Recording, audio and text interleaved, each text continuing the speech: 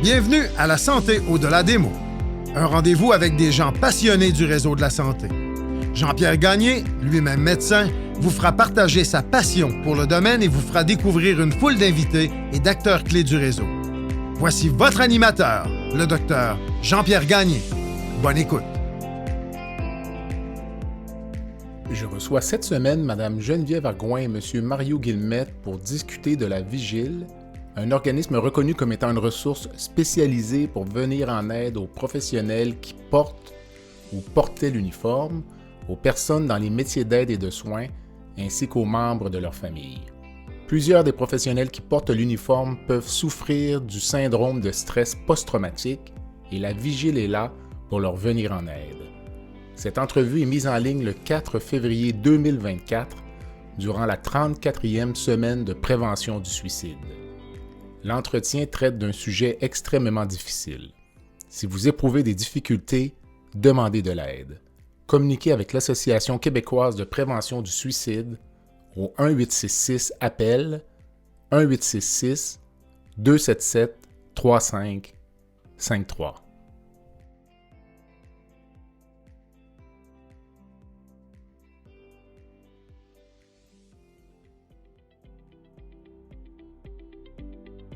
Je prends un court moment pour remercier les commanditaires qui rendent possible la diffusion du balado La santé au-delà des mots, Beauchamp-Beaulieu Dessureau-Toupin, groupe conseil associé à la financière Banque nationale gestion de patrimoine, Rempart Neurophysiologie, Medix, le groupe TIGE, Eurofin Environex et Go Mouton.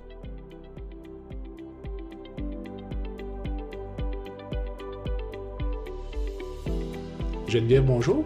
Bonjour. Mario, bonjour. Bonjour. Merci de m'accueillir donc à la Vigile. Avant de commencer, d'abord, géographiquement, Geneviève, où sommes-nous? Nous sommes dans l'arrondissement de Montmorency, dans la ville de Québec. Dans une ancienne église? Oui, dans une ancienne église. Nous avons loué des locaux là, dans le sous-sol de l'église. Alors, il y a tout le cachet avec des murs de pierre. C'est vraiment superbe. Donc, on a fait une petite visite là, des installations avant de commencer, là, pendant que les résidents étaient en réunion. Donc, on a pu avoir accès là, à toute la bâtisse. Puis là, on est dans vos bureaux un peu en retrait. Donc, avec Geneviève Arguin et Mario Guillemette. Donc, on va commencer juste peut-être, Mario, par me décrire votre fonction à la Vigile, votre histoire un peu, puis... Pour commencer, je suis secrétaire de l'exécutif du conseil d'administration. Et ensuite de ça, je suis administrateur au niveau du conseil d'administration de la Vigile. Ça fait 6 ans. OK. Puis, qu'est-ce que vous a amené ici, disons? C'est que dans ma première vie, j'étais militaire. Et ensuite de ça, j'ai joint le Service correctionnel du Canada. Et en m'impliquant au niveau syndical... Pour chercher des services pour nos membres qui étaient en difficulté. C'est un travail de longue haleine, là, mais on est arrivé à créer des liens avec la Vigile. Et ensuite, on a parti notre propre fondation, dont laquelle je suis président.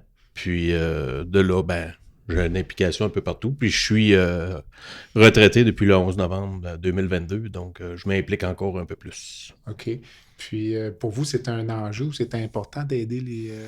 Absolument, absolument. On a beaucoup de monde en difficulté dans toutes les sphères de la société. Mm-hmm. Puis les services d'aide ne sont pas nécessairement toujours présents, mais ils sont surtout très coûteux. OK. Donc, on fait un bon pont, un bon lien avec tout ça. Puis, je suis pas mal content d'où on est rendu présentement puis où on s'en va. On va avoir l'occasion d'en discuter Exact. Au cours de la prochaine heure. Geneviève, vous, votre fonction ici? Moi, je suis la directrice générale de la maison à la Vigile depuis 2018. J'ai remplacé le fondateur de la maison, OK. Monsieur Jacques-Denis Simard. Donc, quand Monsieur Simard a pris sa retraite, sa deuxième retraite, parce que Monsieur Simard était un policier retraité de la SQ. Alors, et là, quand il a décidé de prendre la retraite comme directeur général de la maison, c'est moi qui l'ai remplacé. Donc, moi, j'arrivais, je travaillais pour une organisation, une institution financière. Alors, vraiment pas dans le même domaine. Non. Mais j'avais une formation au niveau... j'ai un bac en administration des affaires, donc j'avais envie de travailler au niveau de la gestion. Et ben justement, la mission de la vigile, premièrement, je connaissais pas la vigile. Et quand on m'a parlé de cette mission-là, c'est venu me chercher. J'ai personne dans mon entourage qui porte l'uniforme ou qui travaille au niveau des premiers répondants, mais je me disais, ben c'est vrai que quand nous, ça va pas bien, on appelle les policiers, on appelle les pompiers, mais eux, c'est qui les aide? Et là, de savoir qu'il existe la vigile, c'est ça qui est venu me chercher. J'avais un besoin de sentir que je pouvais faire une différence là, auprès de ces gens-là.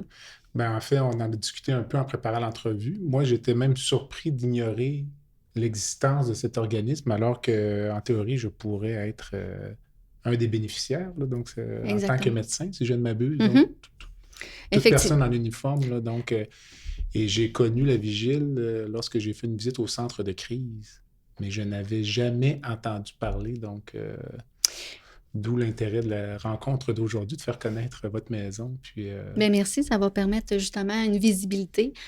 Souvent, ça va être du bouche à oreille. C'est comme ça qu'on se fait connaître. Les gens qui vont venir chez nous n'ont pas toujours envie de dire qu'ils sont passés par la vigile, pas parce qu'ils n'ont pas été satisfaits des services, mais c'est certain que pour certains, ça va être difficile de mettre le genou à terre. Donc, ça explique peut-être le fait qu'on n'est pas connu, même dans la grande région de Québec. Là. Tout à fait. L'organisme, ça existe depuis combien de temps? Dans le fond, ça a été fondé là, en 1999, justement, par M. Jacques-Denis Simard et d'autres policiers retraités de la SPV de la Ville de Québec. Alors, c'est parti de là parce que M. Simard trouvait que les services offerts aux premiers répondants ne répondaient pas adéquatement aux besoins. Donc, c'est pour ça qu'ils ont décidé de fonder la Vigile. Ils ont commencé par des services à l'externe, donc services qui réfèrent à des psychologues à l'externe. Par la suite, ben, ils ont senti qu'il y avait un besoin pour de l'hébergement, donc des séjours. Alors, à ce moment-là, il y a eu des ententes avec 2 centres d'hébergement de la région de Québec. Mais assez rapidement, on s'est rendu compte que c'était un petit peu plus difficile de mélanger notre clientèle, qui est des premiers répondants, donc policiers, pompiers, vétérans. Donc, ce type de clientèle-là, avec peut-être de la clientèle judiciarisée. Donc, à ce moment-là, on a vraiment senti que le besoin était d'avoir notre propre maison. Et l'opportunité ici, en 2012, d'acheter justement l'ancien presbytère. L'ancien presbytère, ben oui. Donc, c'était justement un centre d'hébergement, ça s'appelait le Seuil de l'Harmonie. Et ils mettaient fin à leurs activités. Donc, c'est comme ça qu'on a réussi à avoir notre propre endroit. Donc, tous les gens qui viennent chez nous n'ont pas d'antécédents judiciaires. Évidemment, à part faculté affaiblie, que là, bon, ça fait partie de notre mission, là. Mais sinon, les gens n'ont pas d'antécédents judiciaires pour rendre un environnement thérapeutique pour notre clientèle. Là. Les gens qui auraient des antécédents judiciaires auraient d'autres ressources? On va les référer à d'autres ressources ou on va les référer justement à un service à l'externe si c'est ça qu'ils ont besoin. Si c'est plus un séjour, on va les référer à d'autres ressources qui existent. Là. OK. Mario, vous avez travaillé, vous avez été militaire, puis vous avez travaillé également dans des centres de détention fédérale. Vos collègues dans les 2 branches de votre carrière, est-ce que des enjeux qui étaient similaires ou différents au niveau soit de la santé mentale, dépendance ou... Suite à ma sortie de la régulière des Forces armées, les besoins ont augmenté avec l'Afghanistan puis tous les retours de théâtre où c'était beaucoup, beaucoup plus sérieux que ceux qui avaient passé un peu avant. Puis au niveau correctionnel, ben ça amène son lot de stress parce qu'on va se le dire, on ne travaille pas avec les meilleurs garçons ou les meilleures filles de la société. Quand ils sont rendus là, ils ont un bagage, puis ils sont pas là pour chanter fleurette, là, si je pourrais dire. Donc, ça amène son lot de stress, ça amène son lot de difficultés, puis souvent, c'est dur de départir le travail, la maison, la famille, puis tout cet élan de stress-là. Donc, tout mélangé ensemble, ça devient souvent difficile à gérer. Puis, de par la fondation, de par la vigile, on réussit, pour ceux qui demandent de l'aide, à faire du bien.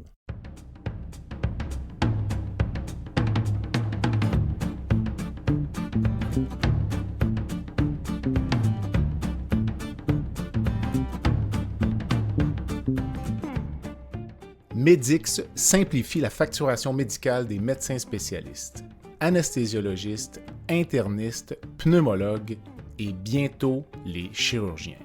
Grâce à une application mobile conviviale et une expertise personnalisée, Medix fait une différence réelle dans la vie des médecins. Sauvez du temps, réduisez les erreurs et optimisez vos revenus avec Medix. Medix est fier de desservir plus de 60% des anesthésiologistes du Québec. Pour toute question, n'hésitez pas à visiter notre site web à www.medix.com www.medyx.com ou téléphonez au 514-548-2500.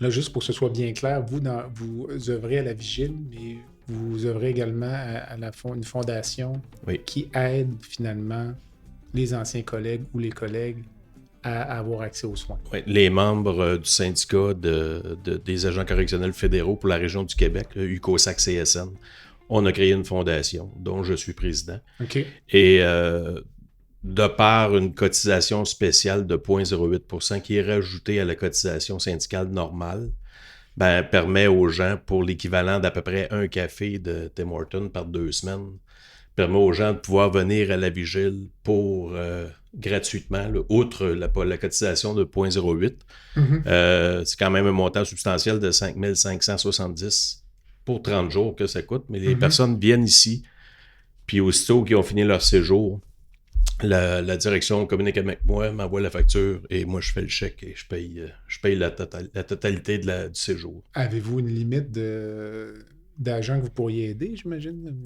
J'ai un roulement, là, j'ai un montant à tous les mois qui rentre dans le compte. Là, puis à date, le roulement est bon. La pérennité du fonds fonctionne Ça bien. fonctionne Puis, bien? oui. OK. Geneviève, est-ce qu'il y a ce type de financement-là dans d'autres Oui, corps professionnels? oui, pour les paramédics, ils ont créé un fonds que ça s'appelle le fonds Éric Charbonneau. C'est pour tous les syndiqués CSN. Alors, ce fonds-là a été créé suite justement au suicide d'un paramédic qui s'appelait Éric Charbonneau. C'est en son honneur qu'ils ont nommé le fonds. Et eux également, là, c'est peut-être pas le même principe là, d'une cotisation spéciale, là, mais c'est le syndicat qui paie une cotisation et qui fait en sorte que justement ce fonds-là est périn. Okay. Donc, c'est une formule sensiblement la même que la Fondation là, des agents correctionnels fédéraux. Donc, on a les paramédics qui sont comme ça. Il y a également au niveau des agents correctionnels provinciaux qui sont en train de mettre en place cette formule-là. Elle est déjà en place, là, mais donc, ça fait pas très longtemps. Alors, je pense que c'est une façon de pouvoir donner accès plus facilement aux services, parce qu'on ne se le cachera pas, quand quelqu'un nous appelle pour qu'on lui mentionne que pour un séjour, c'est 5 570, bien, c'est beaucoup d'argent. Quand on a un problème de consommation, il y a des chances que ces sous-là, on ne les ait pas. Donc, oui, les assurances collectives en paient une partie, mais c'est vraiment un élément pour que la personne ne demande pas, renonce à obtenir le service. Elle va attendre encore peut-être un petit peu plus longtemps. Elle va, excusez-moi l'expression, mais elle va étirer l'élastique peut-être là, avant de vraiment venir. Parce qu'il y a des gens qui vont venir, qui vont payer de leur poche, mais ce n'est pas la majorité.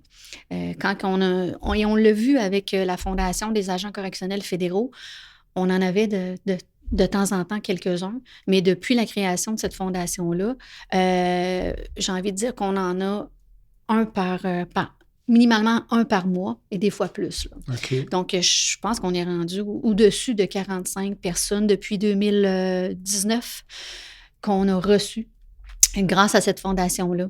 Donc, c'est non négligeable. Là. Vous me disiez tout à l'heure que 60% de la clientèle vient de la région de Montréal. Mm-hmm. Pour quelle raison? Bien, c'est sûr que... Il y a plus de monde à Montréal, évidemment. Oui, il y a ça. Puis les ententes que l'on a avec les diverses associations, leurs gens sont probablement là. Tu sais, j'ai envie de dire, les paramédics, on a beaucoup de paramédics qui sont dans la grande région de Montréal. Il y a l'Association des policiers municipaux, la PPQ. Mm-hmm. Eux, c'est à la grandeur de la province, mais encore une fois, il y a plus de policiers dans la grande région de Montréal. Ça peut peut-être s'expliquer par ça. J'ai envie de dire que c'est vraiment en lien avec les ententes que l'on prend, là, mais je crois que ça la donne comme ça qu'on a plus de gens de la région de Montréal.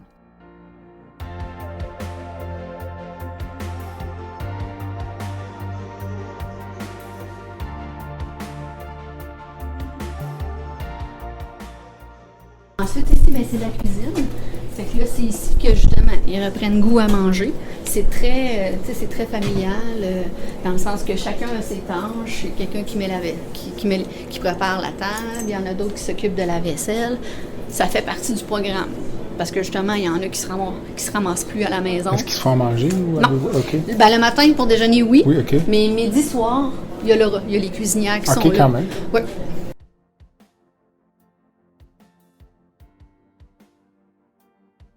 Si vous me parliez un peu de la vigile, les lieux physiques qu'on a visités tout à l'heure, la capacité d'hébergement. C'est ça. Nous, à la maison, on a une capacité de 16 chambres. Donc, on a 11 chambres pour les hommes et 5 pour les dames. Et la façon que ça fonctionne, ben c'est pas une cohorte qui part à une date fixe. C'est vraiment les gens vont s'intégrer au fur et à mesure dans le groupe. Donc, on me pose souvent la question, est-ce que c'est positif? Oui, c'est positif parce que les gens vont voir une personne qui arrive qui semble vraiment pas bien aller.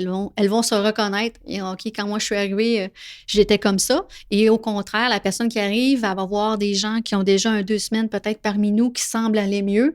Donc, pour eux, ça envoie un message d'espoir. Okay. Donc, par rapport à nos locaux, ben, c'est évidemment, les gens, ils viennent 30 jours chez nous. C'est un milieu de vie. Il y a la cuisine, il y a une cuisinière qui sont là pour les repas du midi et du souper. Il y a un gym pour les gens qui aimeraient soit continuer ou reprendre des habitudes d'entraînement. Le salon, diverses activités, parce que oui, les gens ont des ateliers, 3 ateliers par jour du lundi au vendredi, mais il y a quand même des temps libres. Alors, dans les temps libres, il y a différentes activités qu'ils peuvent faire, des casse-têtes, jouer aux cartes entre eux, sortir, prendre une marche. Donc, ils ont différentes activités et ils ont également des rencontres avec leur intervenante parce que quand quelqu'un arrive chez nous, on les attitre à une intervenante. Donc, durant tout le séjour, ils vont se référer à cette personne-là et avec cette personne-là, ils vont avoir droit à 2 rencontres individuelles par semaine. Okay. Donc, si les gens ont envie de discuter de sujets qu'ils n'ont peut-être pas envie de discuter en groupe, ils le font avec leur intervenante. Et c'est là aussi que le plan de séjour se fait, les objectifs du séjour, plan de sortie à la fin. En termes de services, lorsqu'on consulte le site web, il y a comme une portion répit, une portion dépendance. Donc, oui. C'est essentiellement la même entité qui offre des services à 2 clientèles différentes. C'est ça, exactement. Dans le fond, pour les gens qui vont venir en séjour, ben, il y a 2 programmes. Celui de dépendance, pour justement, évidemment, les gens qui ont une problématique au niveau de la dépendance à l'alcool, aux drogues ou aux médicaments. Mm-hmm. Et l'autre volet, qui est le volet RIPI, va être plus pour les gens qui vont vivre soit qui vont avoir des symptômes de dépression, qui vont vivre de l'épuisement professionnel, qui ont des symptômes de stress post-traumatique, difficulté de la gestion des émotions. Donc, on est un petit peu plus j'ai envie de dire un peu plus de la santé mentale. Donc, ces deux volets-là qu'on va travailler avec les gens. J'ai envie de dire que c'est, comme je disais tout à l'heure, c'est des ateliers de groupe. Mm-hmm. Donc, chez nous, les gens vont venir chercher des outils pour repartir et poursuivre le cheminement à l'externe, soit avec d'autres professionnels ou avec d'autres ressources. Donc, nous, on est vraiment j'ai envie de dire qu'on est dans le moment présent. On va travailler vraiment à donner comme par exemple pour ceux qui vont vivre avec des symptômes de stress post-traumatique, on n'affirme pas qu'on va enrayer le stress post-traumatique, c'est pas ça qu'on fait, mais par contre, on va donner des outils, des trucs pour que la personne gère mieux les symptômes. Quand elle a une situation, par exemple, ça fait une crise d'anxiété, qu'est-ce qu'elle peut faire pour reprendre, pour aller mieux rapidement, là, pour aller plus rapidement. Le podcast La santé au-delà des mots est une présentation du groupe conseil Beauchamp, Beaulieu, Dessureau, Toupin de la financière Banque nationale Gestion de patrimoine. Comme nous croyons que la santé financière fait partie de la santé globale, nous sommes heureux de nous joindre au Dr Jean-Pierre Gagné pour vous souhaiter une bonne saison de la santé au-delà des mots. Tu veux lancer ton propre podcast, mais tu ne sais pas comment t'y prendre? Pas de problème. Mouton Marketing peut t'accompagner de la conception au lancement. Envoie ton idée de podcast à bonjour@gomouton.com, bonjour@gomouton.com. L'univers du podcast t'attend.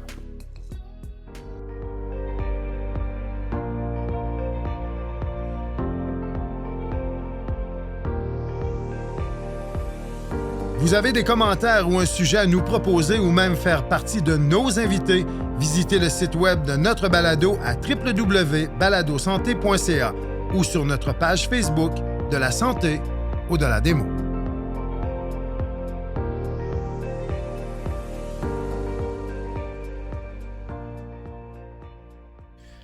Mario, vous, parmi les services qui sont offerts ici, puis encore une fois en se basant sur votre expérience, à la fois dans les forces puis dans les services correctionnels, est-ce que le principal enjeu, c'est de la dépendance ou c'est du stress post-traumatique, de la violence familiale, ou ça finit toujours un peu par s'agglomérer, là, ces enjeux-là? J'aurais tendance à dire que ça s'agglomère un peu dans tout ensemble, là, mais ce que je pense, sans me tromper, c'est beaucoup de problèmes de dépendance. Et jumelé aussi avec le post-traumatique, là, c'est un mélange des deux, là, parce que un sert de béquille à pas essayer de contrer l'autre. Là.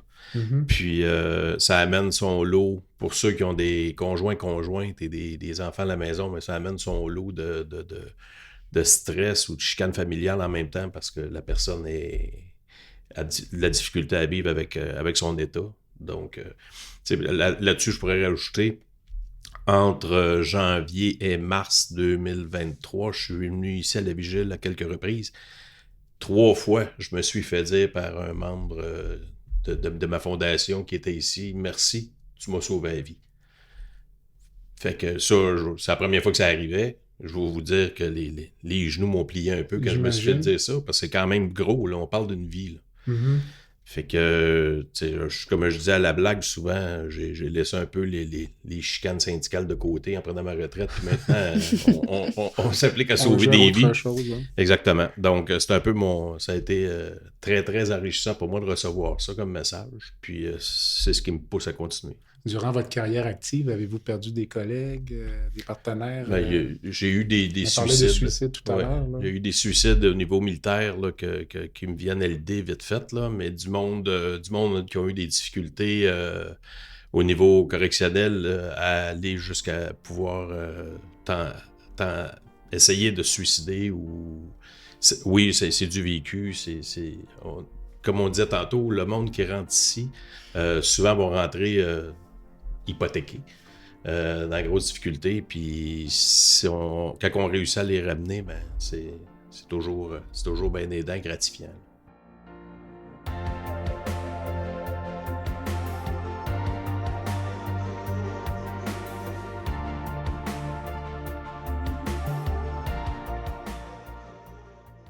De l'autre côté, on va être peut-être au téléphone, fait qu'on ne restera pas longtemps, mais c'est tout notre centre d'appel.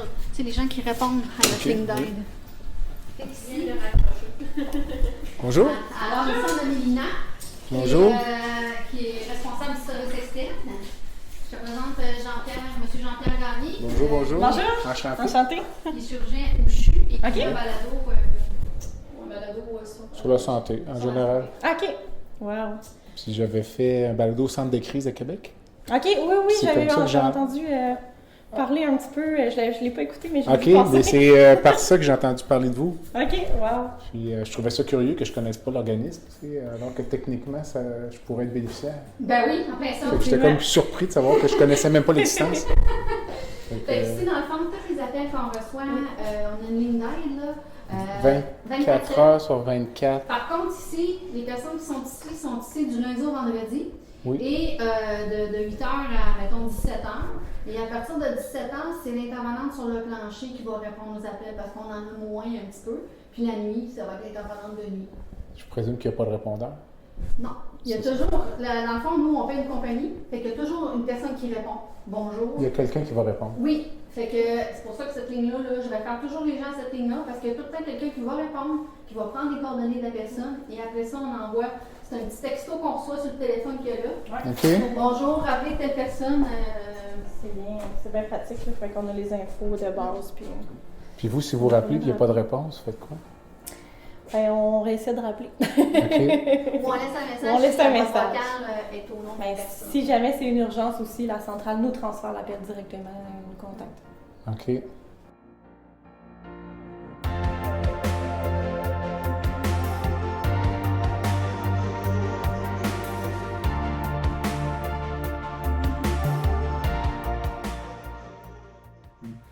On entend souvent parler des forces pour se faire dire que de l'extérieur, on a l'impression que c'est mal géré, qu'il n'y a pas beaucoup de support pour les vétérans, stress post-traumatique. Puis je vous disais que les services correctionnels, on n'entend pas parler du tout. Est-ce que je me trompe?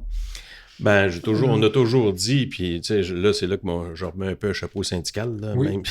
Allez-y, allez-y. C'est que, oui, on n'a pas tous les services qu'on voudrait bien avoir, au sens où, lors de l'époque de Stephen Harper, il y a eu des coupures qui appelaient le DRAP à l'époque, et nos services à l'externe étaient payés par l'employeur, venaient de Morneau-Chapelle.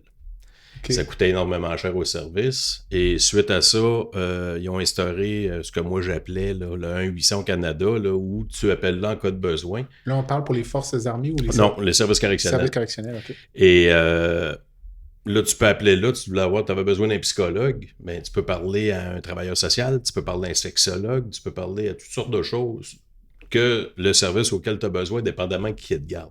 OK. J'ai eu des histoires d'horreur qui m'ont été racontées et de là, ben, c'est là qu'on a décidé. J'avais déjà commencé à travailler un peu sur les premiers balbutiements de la fondation. Ça m'a juste convaincu de continuer pour arriver à des services que nos membres méritaient, là, parce qu'on est quand même un service essentiel là, au niveau des agents correctionnels, mais non reconnu à sa juste valeur. Que ce soit par le gouvernement ou la population. La population par manque de connaissances. Et le gouvernement, parce qu'on est comme une dépense, c'est une grosse dépense pour celui-ci. Là.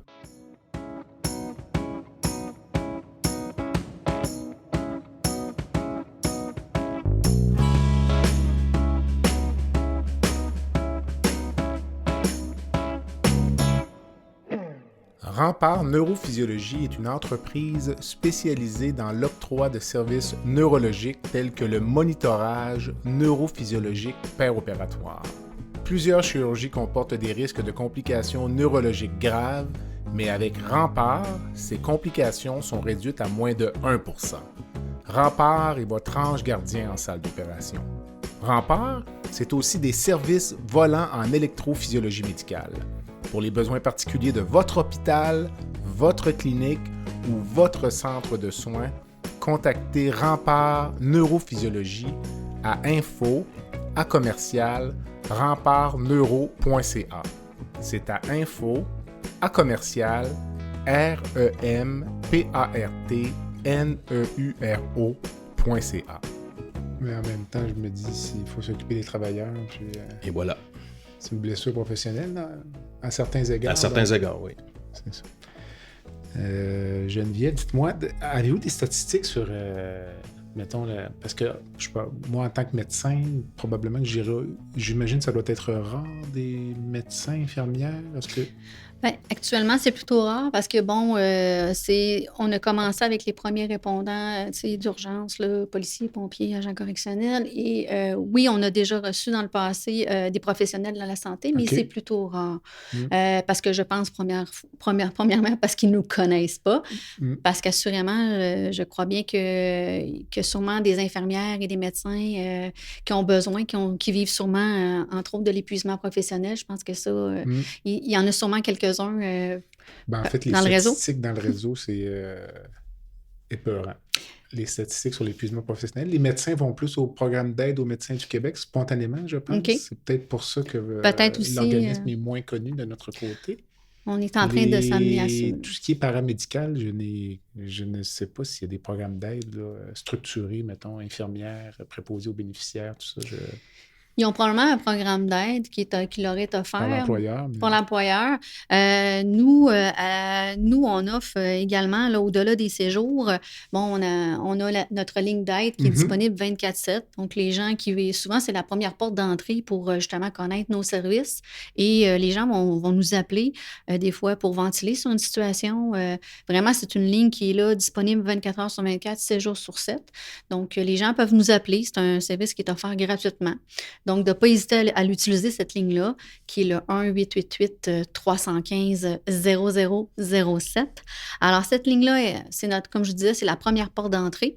Par la suite, des gens, ils vont dire, OK, ça fait quelques fois que je vous appelle, j'aurais peut-être besoin d'être référent à un professionnel, soit psychologue, travailleurs sociaux ou psychothérapeute. Donc, nous, à la Maison La Vigile, on a un réseau à travers la province du Québec. Donc, peu importe, quelqu'un qui nous appelle de l'Abitibi, de la Gaspésie, on travaille avec des professionnels, mais à la différence peut-être des programmes qui sont offerts de façon générale à la population, c'est que nos professionnels connaissent la réalité des premiers répondants. Donc, on s'assure que c'est une réalité qu'ils connaissent. Exemple, les horaires de travail, j'ai envie de dire tout le volet, exemple, pour un policier, tout le côté jugement versus quand il y a un événement qui se produit puis qu'il a dû utiliser son arme, qui connaissent certaines choses de cette clientèle-là pour que qu'ils soient vraiment, qu'on embarque rapidement à travailler sur la problématique, qu'on ne passe pas 3 séances à essayer de comprendre c'est quoi la réalité de cette personne-là, tout de suite qu'on travaille plus rapidement sur le problème. Donc, nous, on s'assure là, que nos professionnels connaissent bien la réalité de notre clientèle. Fait que ça, je pense, je suis j'ai pas de chiffres qui le prouvent, mais je suis certaine que ça fait une différence. Donc, alors voilà, les gens, si on a une entente, justement, exemple, je vais donner, si on a une entente avec la ville ou avec l'employeur ou avec le syndicat, comme justement le Fonds Éric Charbonneau, ils ont accès à des séances psychologiques et ils ont accès aussi à nos services à l'interne gratuitement. Donc, dépendamment des ententes que l'on va faire, les gens vont pouvoir avoir accès en partie ou en totalité à des services gratuits.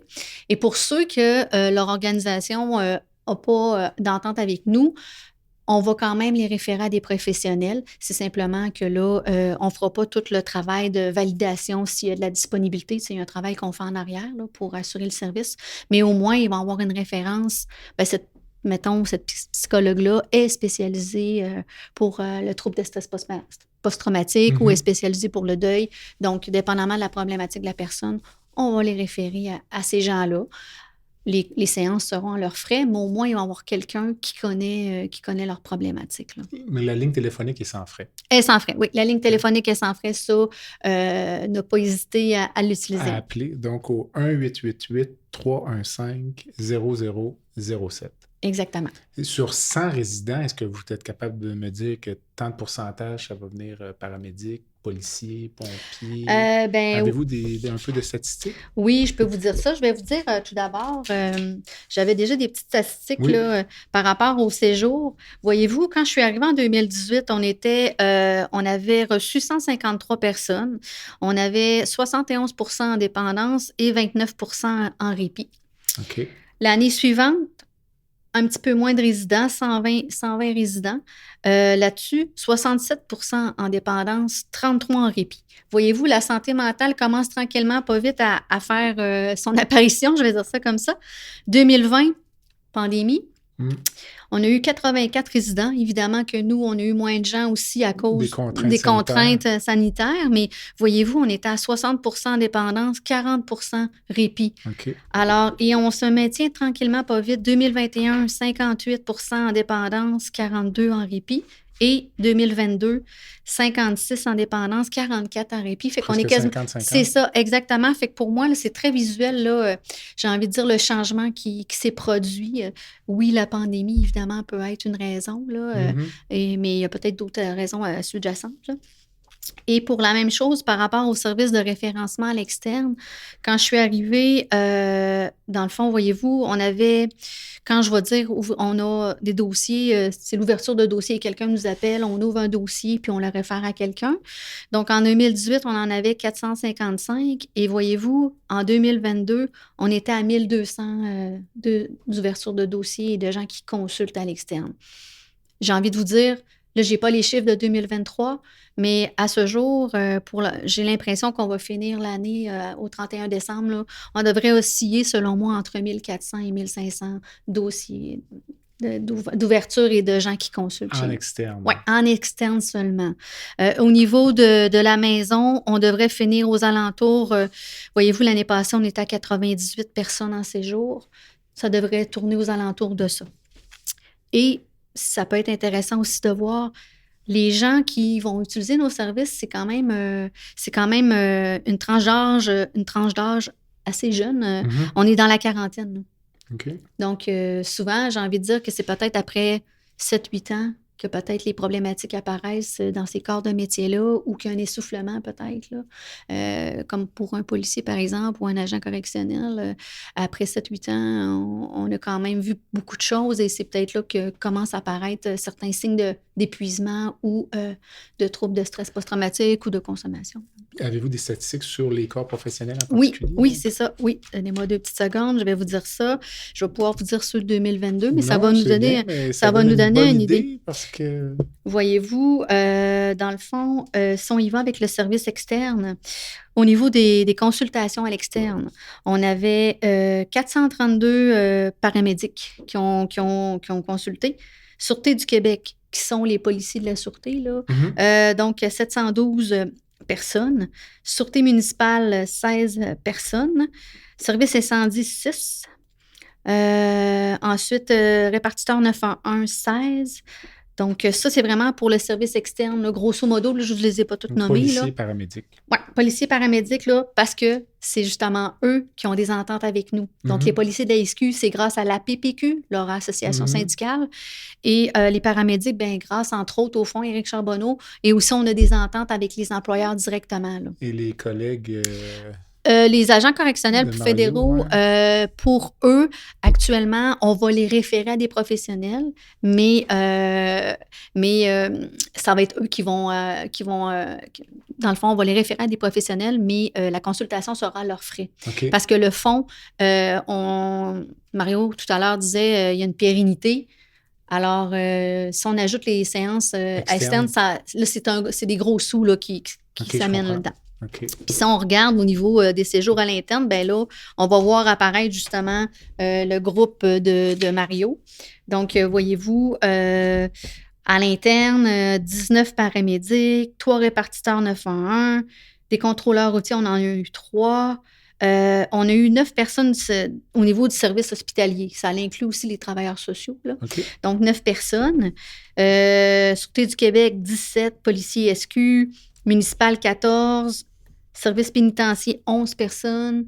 Donc, c'est les agents correctionnels fédéraux. Il y a des provinciaux aussi au travers de ça, mais fait que voyez-vous, là, on a quand même des gens, là, ça veut dire c'est quasiment 1 par mois, là, justement, là, au niveau des agents correctionnels. Mario, les gens qui sont en uniforme et qui vont avoir besoin des services comme la vigile, dans votre expérience, sans avoir de statistiques, est-ce que c'est l'accumulation au fil du temps des pressions, stress, ou parfois c'est plus un élément déclencheur? Puis là, le collègue va sombrer un peu, là, soit dans la dépendance ou les troubles psychologiques? Je dirais un peu des deux. Okay. De mon vécu, il y en a qui ont accumulé. J'ai un confrère de travail qui a eu malheureusement eu à décrocher 4 pendus dans un très court laps de temps. Il y a du monde qui vont faire 35 ans de carrière et qui n'en verront pas un. Fait que, ça devient... c'est quasiment... c'est drôle à dire, mais c'est un coup de chance, là. Mais ça dépend... Il y a de l'accumulation, mais il y a des fois, c'est un événement vient faire des fois... on dit en anglais, on dit un trigger, là, qui va venir faire sauter des fois des choses qui ne sont même pas relatives à la tâche qu'il accomplit. Là. Ça peut être un traumatisme qu'il y a eu avant de rentrer au service, puis le fait d'arriver sur un incident quelconque va réanimer quelque chose qu'il y avait d'enfoui, là, si je peux m'exprimer ainsi. Mais c'est un peu des deux. Okay. J'ai pas de statistiques telles. Non, parce que, puis en termes de... J'imagine si c'est comme les médecins, peut-être des gens quand même assez orgueilleux. Oui. J'imagine que ça doit être des gens qui en accumulent pas mal avant de s'ouvrir ou de... On le voit de plus en plus, là, la santé mentale fait partie des discours. On le voit beaucoup à la télévision, à la radio, dans la vie de tous les jours. Fait que les jeunes sont plus habilités à parler de ça tout de suite quand il arrive un incident que, si je dirais, les anciens. Mm-hmm. Ça, on le voit. C'est palpable. Dans le même sens que en faisant un peu du démarchage pour la vigile, j'ai commencé à donner des conférences. Je fais l'Académie des pompiers à Mirabel, où ils font une journée de santé mentale par cohorte. Mm-hmm. Puis, dans cette journée-là, ben, ils ont des pompiers qui viennent parler de leur choc post-traumatique, dû à quoi ça a été causé.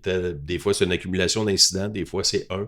Mm-hmm. Puis, j'ai été gentiment invité à aller partager un peu ce qu'est la vigile pour faire connaître les services au début, lorsque les jeunes rentrent dans le métier. Mm-hmm. Pour justement qu'ils rentrent en ayant dans la tête, s'il m'arrive de quoi, il y a des services disponibles.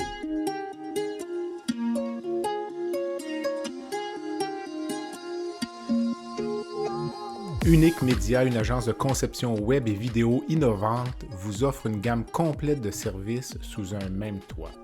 Que ce soit pour créer un site web, lui donner une toute nouvelle vie avec une refonte, produire une vidéo corporative de premier plan ou concevoir un projet de motion design qui en met plein la vue, l'équipe d'Unique est là pour transformer votre vision en réalité. Pour découvrir l'ensemble de nos services et en apprendre davantage sur la façon dont nous pouvons concrétiser votre vision, visitez notre site web à uniquemedia.ca, unikmedia.ca.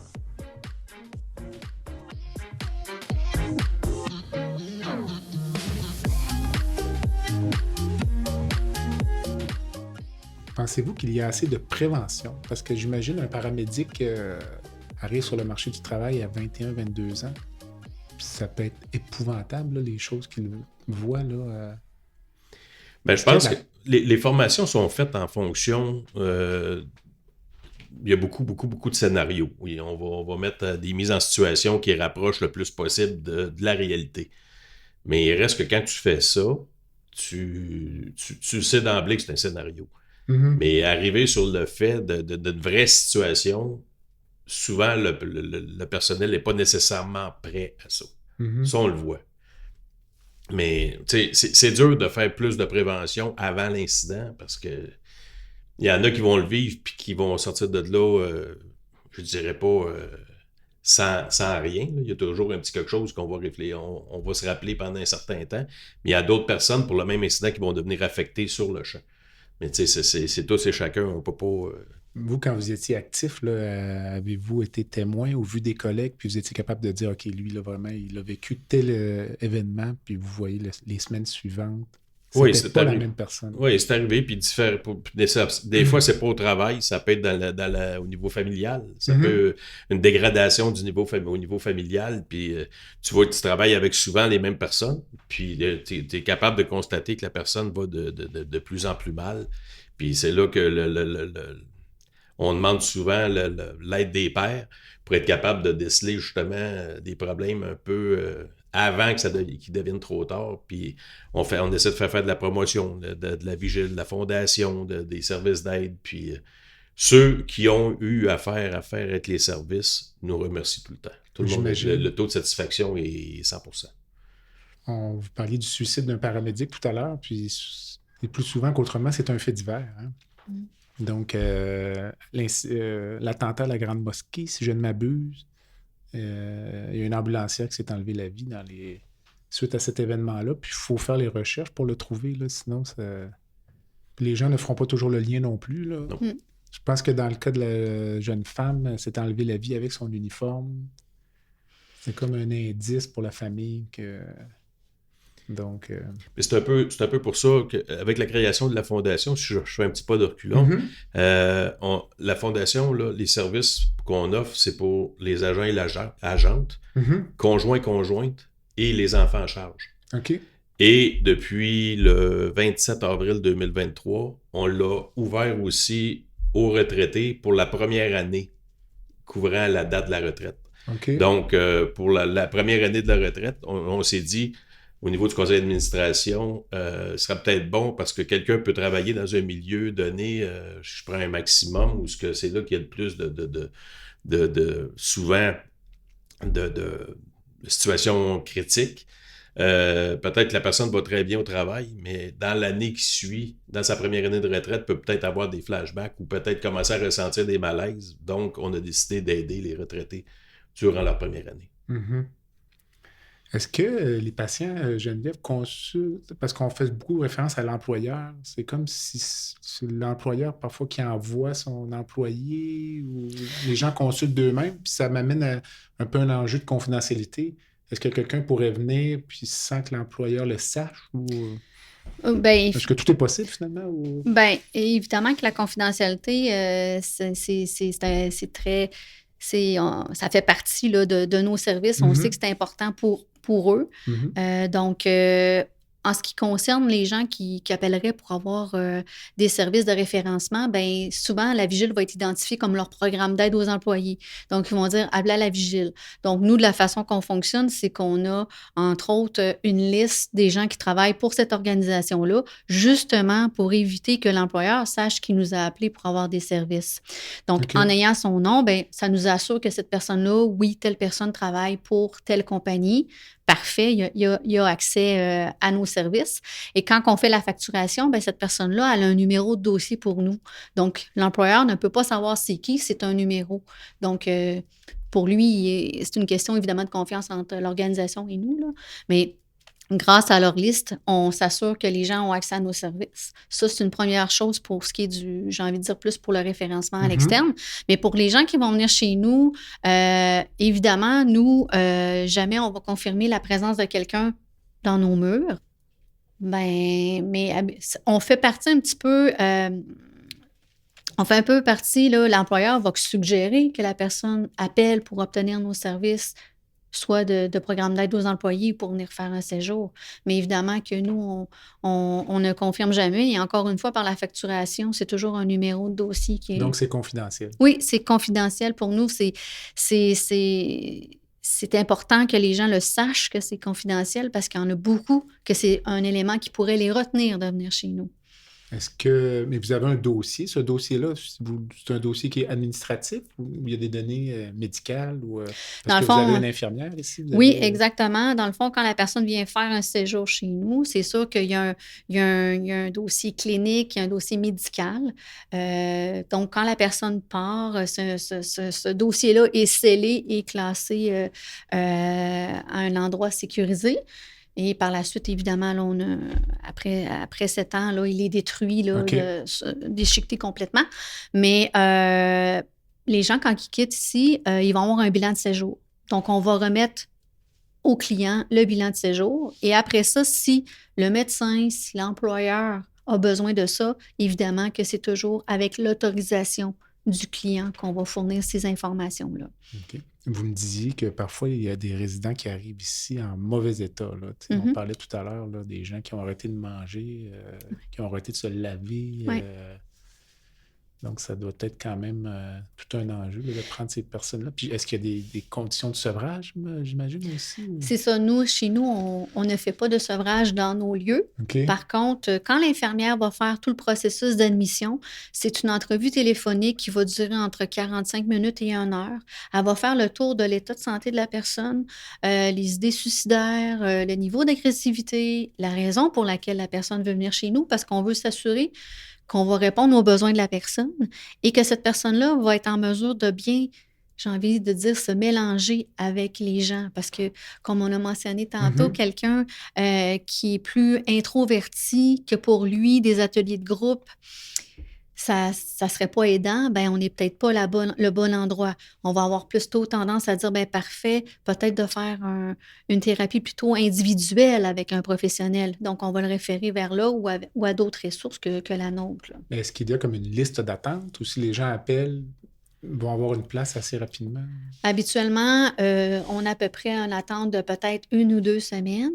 OK. Et j'ai envie de dire que ce 1 à 2 semaines-là leur permet aussi de prendre le temps de tout se préparer. Parce que quand même, un cheminement, il y a l'entrevue téléphonique avec l'infirmière. Après ça, elle va dire, parfait, on va faire ton admission telle date. Et là, la personne doit... si elle a de la médication, elle doit arriver avec toutes ses dispiles. Donc, il y a ça. Il y a, si la personne n'est pas en arrêt de travail, doit se mettre en arrêt de travail. Donc, il y a des étapes à faire. Donc, cette semaine-là ou le 2 semaines d'attente, ça permet à la personne de bien se préparer à son arrivée. Et comme vous disiez tout à l'heure, il y a des gens qui vont arriver qui ne mangent plus, ben, ils ne se font plus à manger, se lavent plus. Tu sais, les besoins primaires ne sont pas comblés. Donc, en ce qui concerne évidemment de manger, ben, nous, on va s'assurer, l'intervenante sur le plancher va s'assurer que cette personne-là se présente à chaque repas. Pour le sommeil, évidemment, qu'on va s'assurer que la personne a des bonnes nuits. Si ce n'est pas le cas, on a un médecin qui vient 1 fois ou 2 semaines et qui est disponible aussi. Il n'est pas de garde là, pour nous, mais il est disponible. Là, on y envoie un petit texto et il nous répond quand on a des besoins, peut-être pour prescrire quelque chose pour améliorer le sommeil, par exemple. Est-ce que vous faites un tri parfois des usagers pour dire, tel usager, je donne un exemple, viendrait de tel corps policier dans le coin de Montréal, puis là, vous avez déjà un usager qui vient du même milieu. On va retarder un peu la mission. Encore une fois, peut-être pour un enjeu de confidentialité ou est-ce que ça peut arriver? Oui, c'est une très bonne question. J'ai envie de vous dire que justement, de par la confidentialité, je ne peux pas dire que j'ai déjà quelqu'un, exemple, de la même organisation qui est chez nous. Okay. Alors, malheureusement, il va avoir la surprise de le voir. Et par ça peut être une bonne ou une mauvaise surprise. C'est ça. Okay. Mais j'ai envie de vous dire que s'il y a vraiment une raison, je vais vous donner un exemple. Quelqu'un qui aurait été agressé par cette personne-là ou là, on va retarder le séjour de l'autre personne. On va... On fait pas exprès. On fait pas exprès. Mais... C'est rare, c'est plutôt rare que ça l'arrive. J'ai envie de dire que si, mettons, on va vraiment s'assurer qu'il n'y a peut-être pas un problème entre collègues. C'est vraiment ça qui va peut-être faire qu'on pourrait retarder un séjour, mais très rarement. Mario, vous, après votre longue carrière à la fois dans les forces et dans les services correctionnels, puis là, vous vous impliquez pour le bien-être de vos anciens collègues. Vous, personnellement, est-ce que ça peut devenir lourd, ça,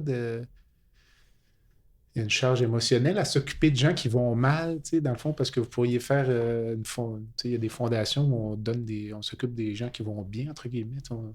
Donc...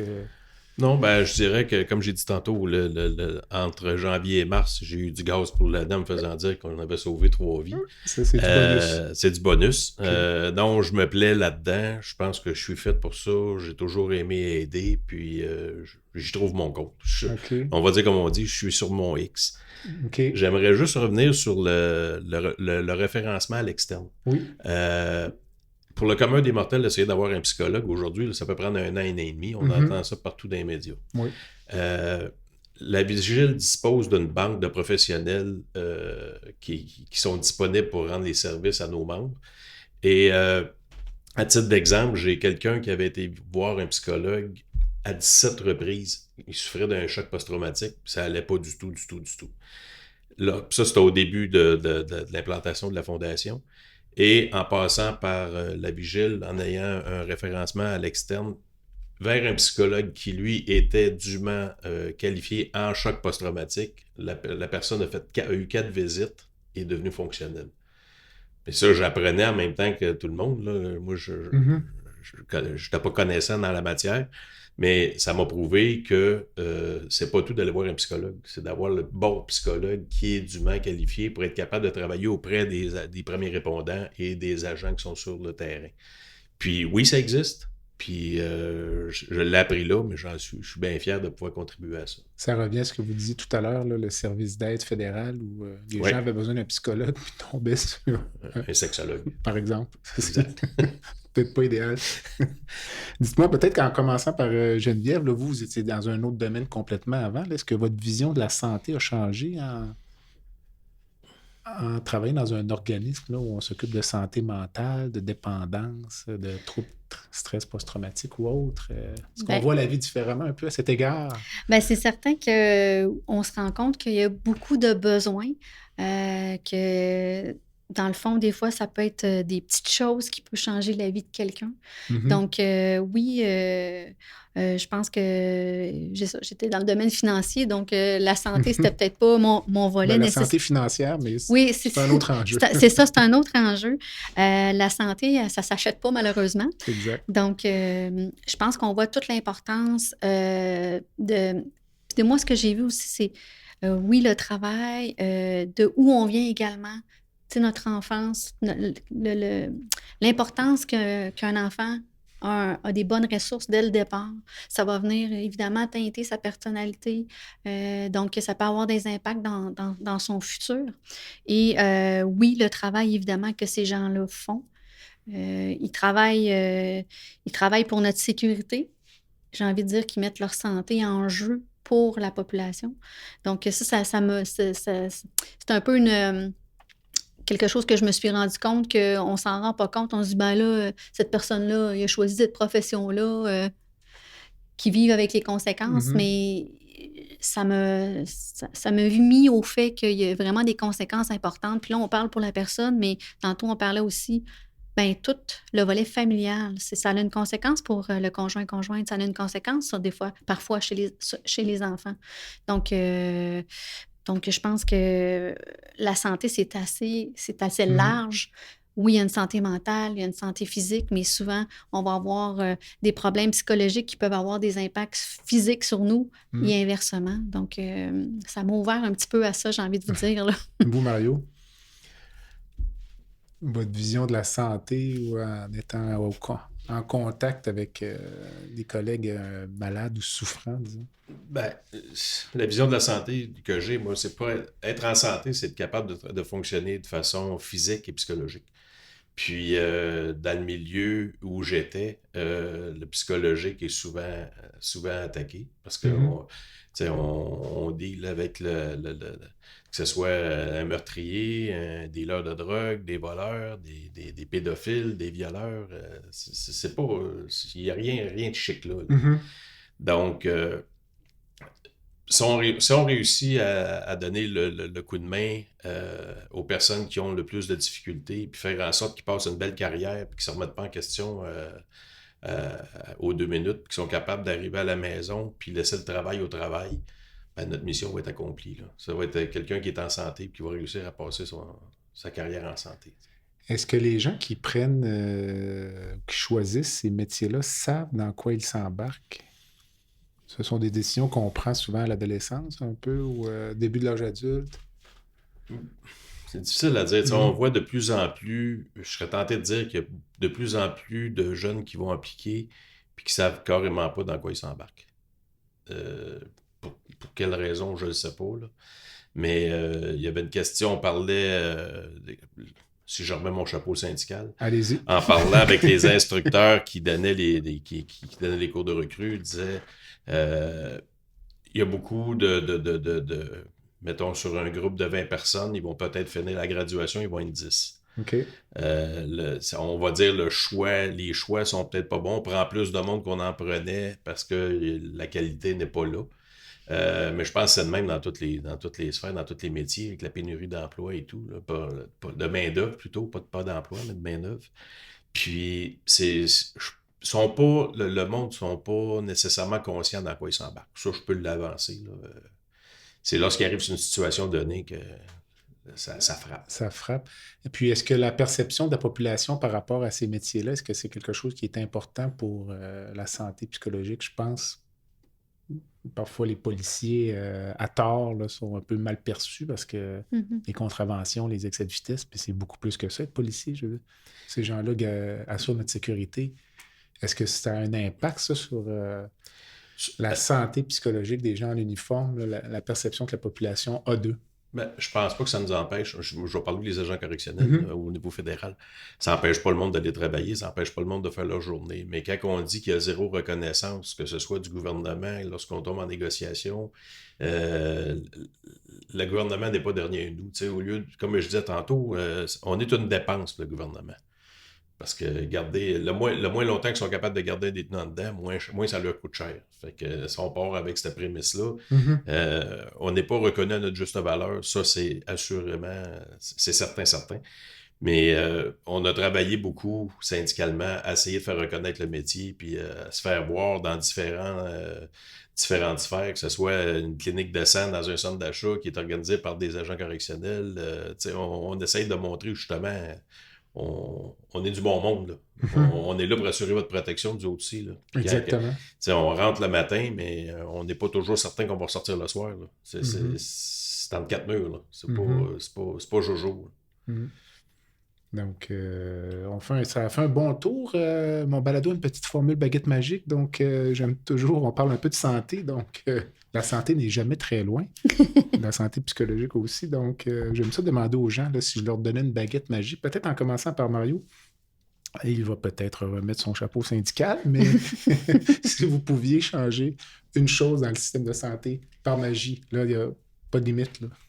Il faut que je me garde. Donner un meilleur accès aux services, donner un meilleur accès aux services sociaux, donner un meilleur accès qu'on puisse... que le monde dans la misère, je vais le dire de même, là, que le monde dans la misère noire soit capable d'avoir des services auxquels ils ont droit. Ça, c'est ce qui m'horripile le plus. Quand j'entends que ça prend 1 an et demi à avoir un psychologue pour qu'un commun des mortels, ça vient me chercher un peu. J'ai bien de la difficulté avec ça. Puis on le voit parce que souvent, les cas des endroits où les policiers ont été pris pour cible, c'est souvent des cas qui ont passé au travers des maillons du filet des services sociaux, justement. Soit qui n'ont pas été vus, soit qui ont été vus trop rapidement, soit que le traitement n'a pas été bon. C'est souvent des cas, quand on fait l'enquête suite aux événements, qu'on réalise ça. Fait que, s'il y avait une amélioration que je voudrais voir, ça serait celle-là. Geneviève? Ben, c'est un petit peu dans la même lignée que ça, un petit peu l'accessibilité aux services, mais je pense que le rôle aussi de toutes les organisations communautaires, parce que j'ai l'impression que le système de santé, avec toutes ses ressources, ses médecins, ses infirmières, ne peut peut-être pas arriver à fournir tous ces services-là. Et là, c'est là que je pense que le communautaire a son rôle à jouer. Évidemment, il y a beaucoup d'organismes qui ont besoin, j'ai envie de dire, de financement pour poursuivre leur travail, mais je pense qu'on peut travailler ensemble pour justement arriver à donner les services adéquats à toutes les personnes qui en ont besoin. Justement, comme Mario disait, il y a des fois, il y a des gens qui rentrent, on a le syndrome de la porte tournante, que la personne rentre, puis elle la ressort tout de suite après. Puis là, je sais pas là, qu'est-ce que la personne, des fois, on leur a dit, mais peut-être de travailler davantage avec le communautaire parce qu'il y a des ressources disponibles. Je pense que ça serait peut-être bien de développer un peu plus de partenariat. Puis j'ai envie de dire qu'aujourd'hui, le balado, ça fait connaître, oui, la vigile. Mais évidemment qu'il y a d'autres ressources. Mais des initiatives comme celle-là, je pense que ça permet de développer des choses entre le public et les organismes communautaires. Tout à fait. Mario, avez-vous une rencontre de rêve ou quelqu'un dans le monde, vivant ou décédé? J'y ai pensé longtemps à cette question-là. Puis... étant un gars qui aime beaucoup le sport, qui aime beaucoup le hockey, puis ça, je serais tenté, j'ai décidé de nommer Guy Lafleur. OK. Guy Lafleur parce que je trouve que c'est un exemple du parcours du combattant. C'est un fonceur, un gagnant, c'est un exemple de résilience. Il a pris une retraite, il est revenu au jeu, il a battu toutes les statistiques qu'il pensait qu'il ne serait pas capable de rien faire. Puis on l'a vu à la fin de sa vie, il a quand même livré un combat surhumain sur la maladie. Donc, si j'avais quelqu'un que je voudrais faire revenir pour prendre un verre avec, ce serait lui. C'est un excellent choix. J'avais déjà entendu en entrevue aussi, puis je pense que c'était un gars qui était intègre puis transparent. Je l'avais déjà entendu dire à la personne qui l'interviewait, moi, je n'ai rien à cacher. Posez-moi n'importe quelle question. Donc, c'est quand même remarquable. Geneviève, vous, je sais que vous hésitiez, mais il y a sûrement quelqu'un que vous aimeriez rencontrer. Oui, ça n'a peut-être pas de lien avec dans le domaine lequel je travaille, mais effectivement, il m'est venu là, un petit flash. Là, je dirais pas non, peut-être à rencontrer, genre, peut-être Barack Obama. Okay. Je trouve que c'est une personne que moi, parce que j'ai lu son livre, puis ce qu'on a retenu, c'est qu'il n'y a pas eu de gros scandales durant son passage à la présidence, puis je trouve que c'est déjà une bonne réussite, surtout ce qu'on voit actuellement au niveau des États, au niveau de la présidence. Oui, c'est ça. Et je pense que c'est une personne aussi, de par sa couleur, a dû travailler toujours davantage pour avoir la même chose qu'une personne à côté, peut-être de race blanche. Tout à fait. Et moi, ça vient me chercher parce que je pense qu'on est tous pareils, en tout cas, du moins à l'intérieur de nous-mêmes. Alors, je pense que ça serait intéressant. J'ai eu la chance de voir en conférence sa conjointe, donc qui j'ai trouvé très inspirante. Donc, peut-être que M. Barack Obama serait tout autant inspirant. Tout à fait. J'imagine que la fondation que vous supportez, c'est la vôtre. Donc, il y a un site web, j'imagine? Ou, Non, je n'ai pas de site web, mais... Est-ce qu'on peut faire des dons? Oui, il y a une possibilité. On n'a pas ouvert ça encore, mais ça pourrait venir. Mais je dirais, les quelques personnes qui m'ont posé cette question-là, je les dirigeais gracieusement vers la Vigile. En disant, vous pouvez faire un don à la Vigile. Directement. Étant donné que c'est là que le prestataire de service pour mes membres. D'accord. Puis, étant donné que j'ai déjà présenté la fondation durant le balado, j'aimerais quand même souligner que tout ne repose pas sur mon dos. Il est composé d'un conseil d'administration. On est 7 en m'incluant. C'est des agents de correction, des agents et des agentes. J'ai 3 agents et 3 agentes qui siègent sur le conseil d'administration avec moi, qui font un travail en or. Puis je profite de l'occasion pour les remercier. Je pense que sans eux, on ne serait pas rendu où on est. Ce qui nous fait basculer vers la Vigile. Geneviève, on peut faire un don à la Vigile. Oui, sur notre site Internet, il y a une section faire un don. Alors, les gens peuvent aller directement là s'ils désirent faire un don pour nous aider à poursuivre notre mission. Donc, Mario, je vous laisse votre mot de la fin. Ce que j'aimerais voir, c'est que, comme j'ai dit tantôt, l'ouverture des services à plus de monde et la facilité, le tout, et la reconnaissance par le gouvernement et de la population du personnel en uniforme et des services d'urgence. Geneviève? Bien, moi, j'espère que ce balado-là va faire écho dans le très grand réseau de la santé, puis qu'on pourra développer justement des partenariats avec différentes, soit organisations syndicales ou patronales, pour, oui, offrir nos services, mais peut-être aussi travailler ensemble à justement accompagner les gens qui ont besoin. Parce que vous parliez des coûts tout à l'heure, là, entre 4 et 5 000 $ par mois, ça paraît beaucoup, mais dans le réseau de la santé, c'est peu. Oui. C'est 150 $ par jour d'hébergement. On va pas loin dans un hôpital au Québec avec ça, donc... Je pense que c'est un 5 570 pour un séjour qui est bien investi. Exactement. Souvent, c'est également ça que les gens vont nous dire. Je me suis fait le plus beau cadeau, pour ceux qui ne sont pas assumés par leur organisation, que c'est le plus beau cadeau qu'ils se le sont fait. Je vais donner quelques coordonnées. Donc, le site web, c'est lavigile.qc.ca. Le numéro de téléphone, on va le répéter, mais on l'a donné tout à l'heure, 1-888-315-0007. Et l'adresse courriel, info@lavigile.qc.ca. C'est bien ça. C'est bon? Oui. Alors, Mario, merci. Merci. Geneviève, merci. Merci à vous. À la prochaine. Merci. Voilà ce qui complète le balado de cette semaine. Merci d'avoir été à l'écoute et le Dr Jean-Pierre Gagné vous donne rendez-vous la semaine prochaine pour un autre épisode, La santé au-delà des mots.